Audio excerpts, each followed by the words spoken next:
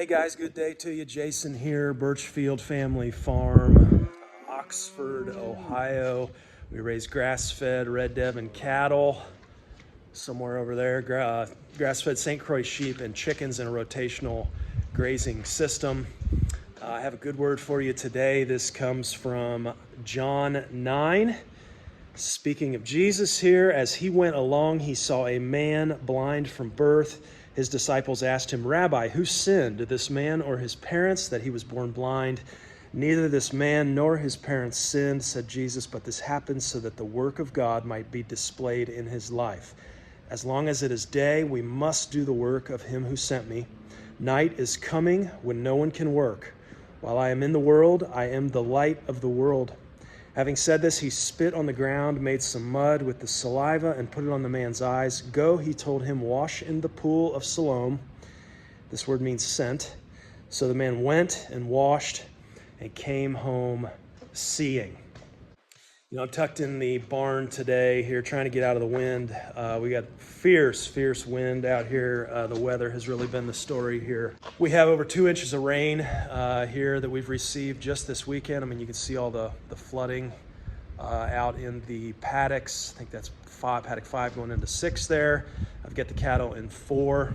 We've been able to move off of the winter sacrifice paddock and move back onto the regular paddocks here, but kind of having to quicken these moves with the ground being so wet and puggy. Standing water everywhere right now, kind of discouraging. We get between 30 and 40 inches of rain a year. Of course, last year we had the drought, but we've received over 6.2 inches of rain just in the new year here, just in January. And so that puts us on a pace for 75 inches of rain this year, which obviously I don't believe that we'll keep up this pace, but I didn't realize we slipped back into, I think it would be a 4th time D1 moderate drought there just after the holidays. So super challenging times here. It's one extreme to the other. What I want to talk about here today, we've had quite a time of it with livestock here in January.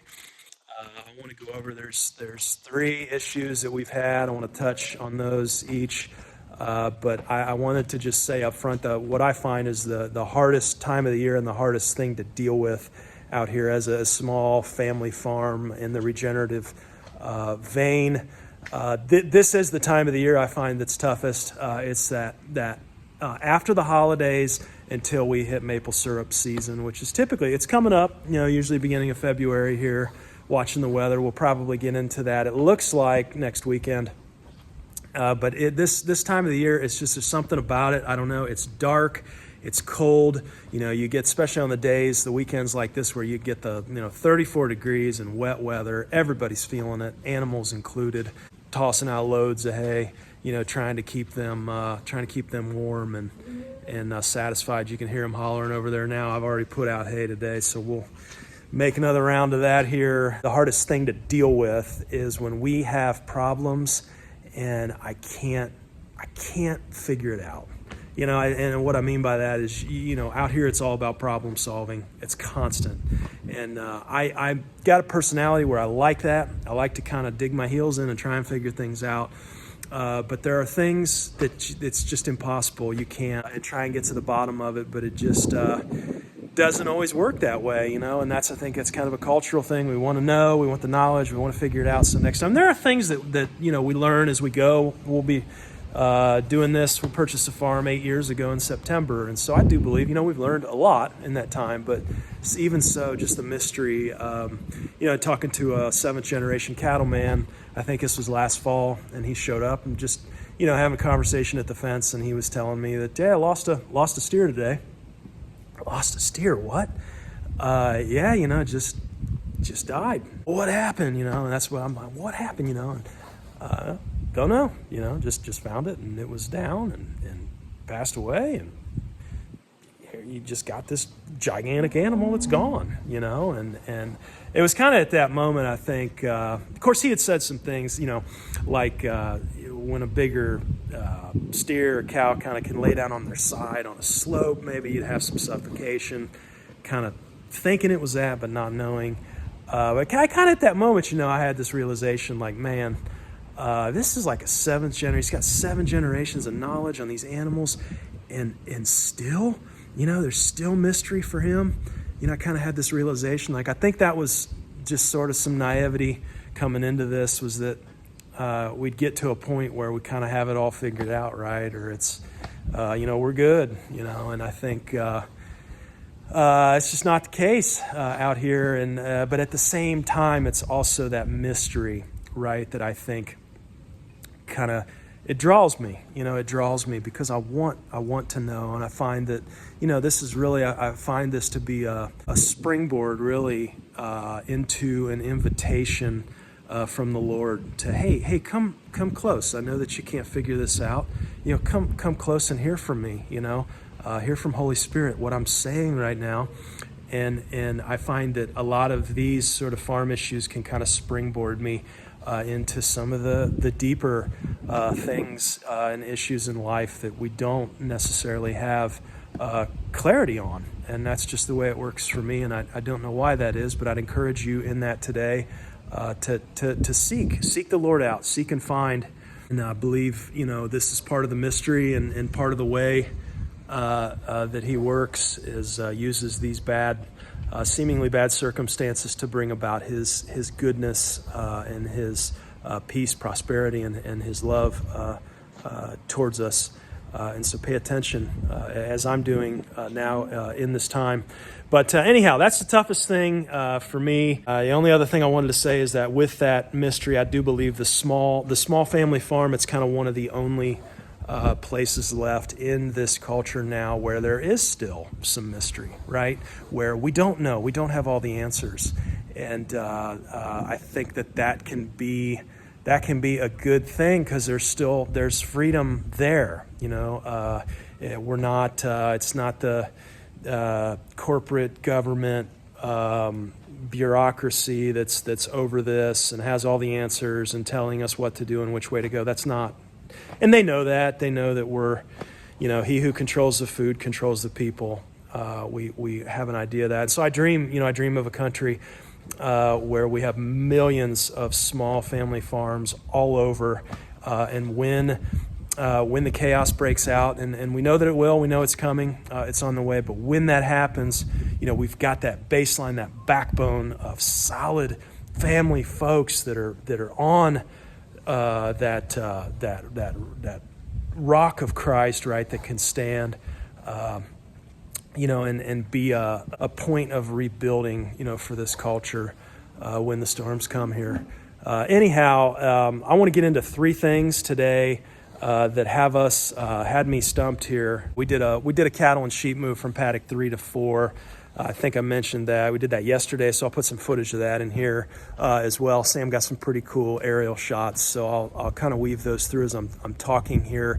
But 3 issues. Number 1, the first issue we dealt with, it was a hoof issue. We have a calf about 6 months old, 5-6 months old now. That was Daisy's calf from back in August. His name is Hank. He's a tank.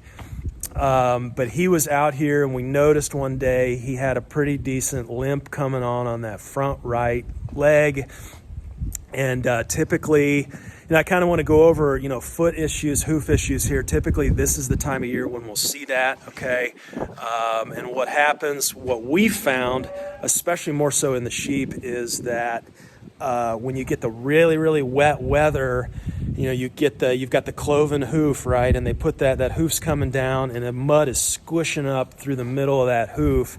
And it's a pretty cool design, really, for a really, really good, impactful disturbance on the ground. But what ends up happening is if you have a really, really wet time and then it changes over to very, very cold very fast, which is what we had.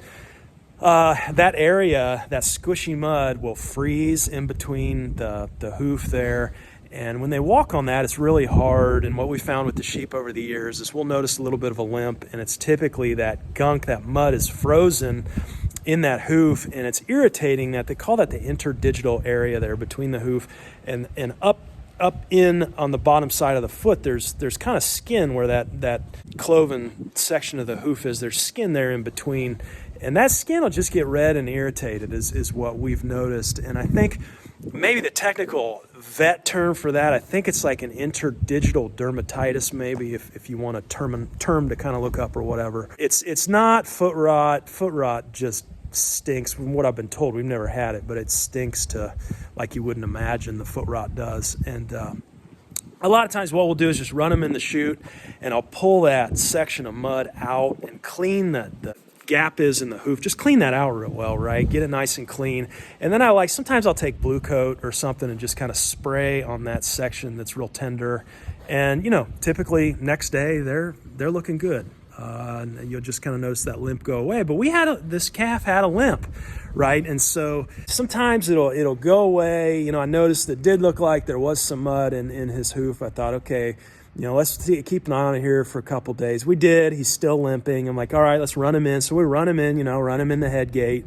And, running calves through a head gate the first time is, I don't know. Sometimes it goes well. This was a nightmare. He just hated it and stressed out, hopping all around, and eventually just ended up dropped his feet out from under him, and they just lay down, right? And there's just not. So I'm getting this hoof, from the side, trying to look at it, and there just was nothing in it. Nothing was there.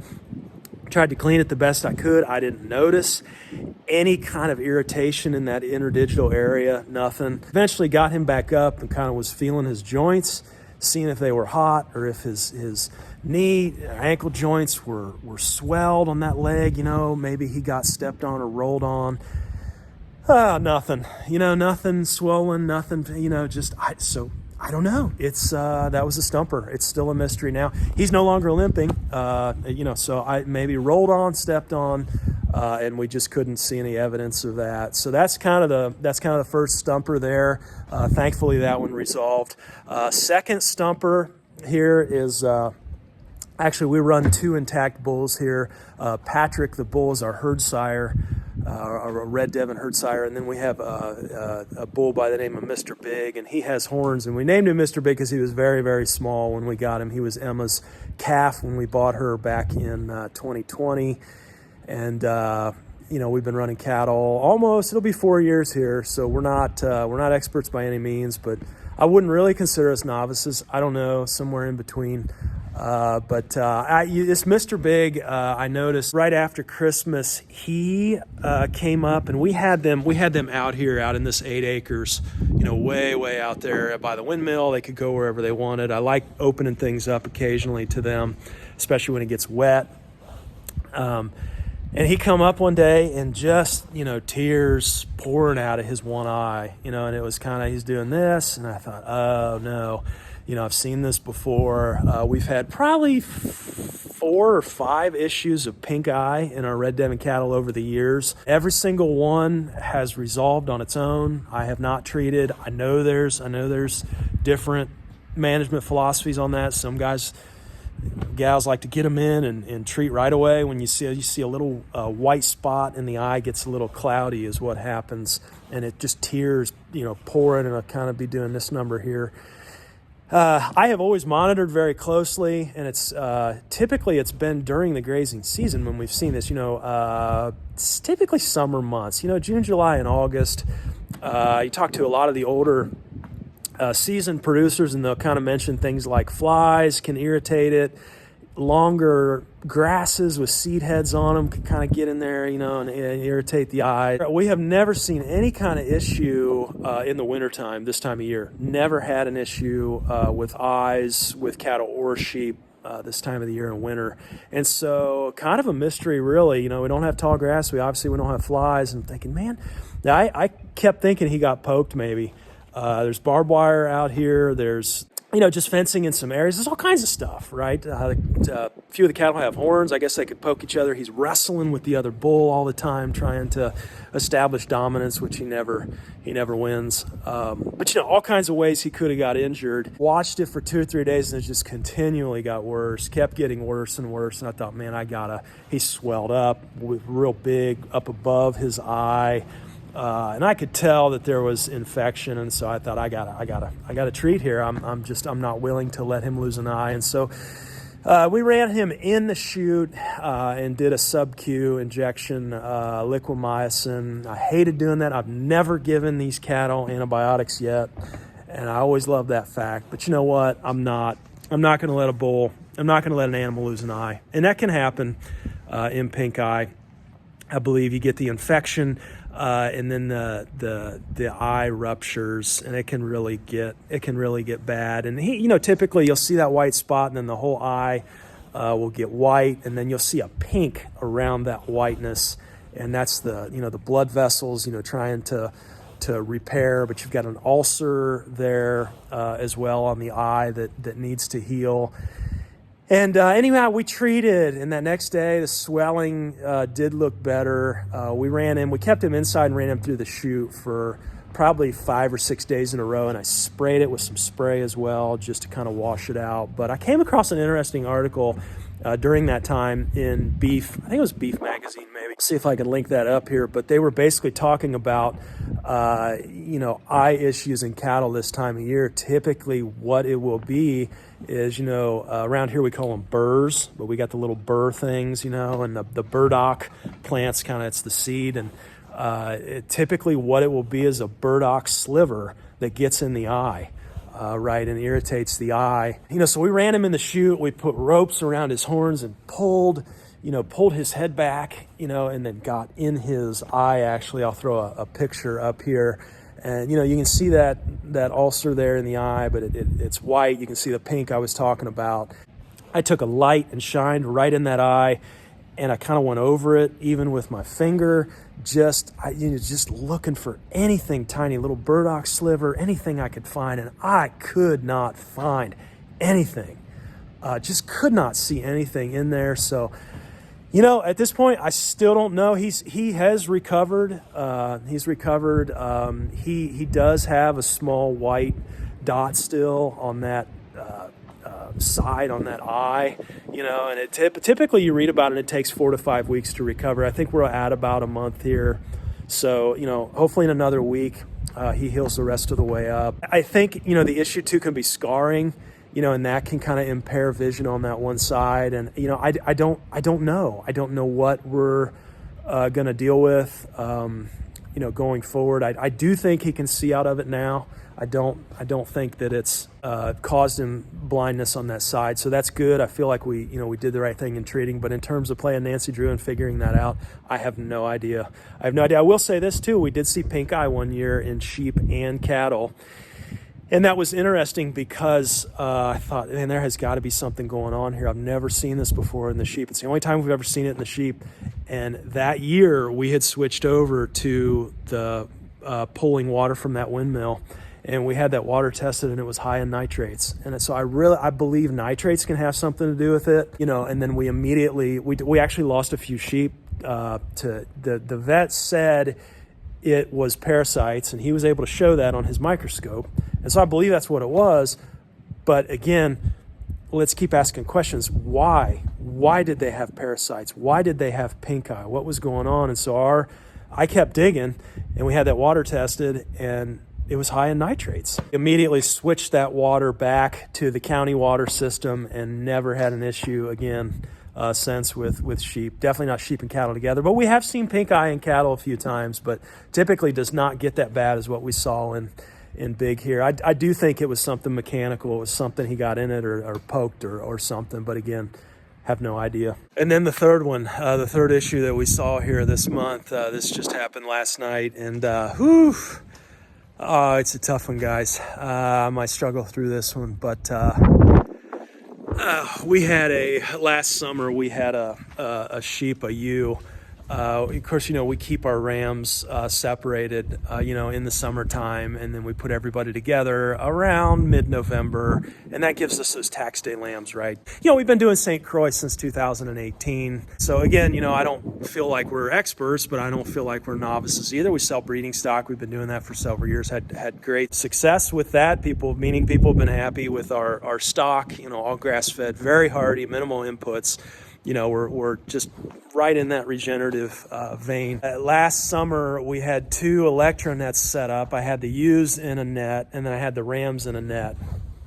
wouldn't you know it, one night, and I'm talking one night, I forgot to turn the electric fence on to electrify those nets, and so we just had the mechanical action of the nets between separating using. We come out that next day, and there was one ewe that was in there with the rams, right? And we could see it from the window, and so I'm, oh no, you got to be kidding me. So this was, and I kept records on it, which was good. Night of August 28th, okay, which you do that math. 5 months later is January 26th, okay, and this event, you kind of can get to what I'm getting at here. But the kids went out, and the kids got out there to the rams and this ewe before I could get to it. And they let her. They did the right thing. They let her out. They got her out of there. I said, Dad, we got her. We got her back in. I said, okay, guys, what was the tag number? Everybody's looking at me like deer in the headlights. Like they're like, Dad, we didn't look. Oh no, guys. So I've been out here, mid-January or so.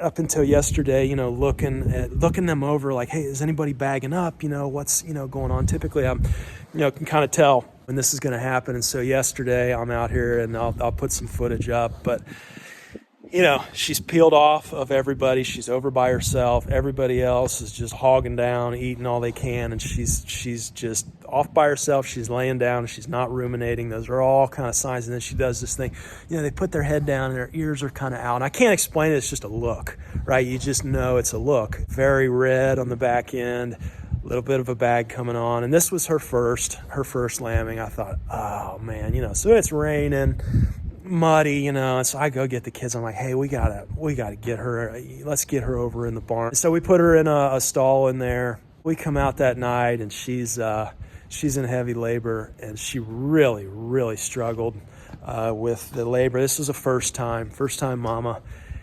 And, she eventually, her water broke, and then she started pushing, and what was coming out was just, I did not recognize.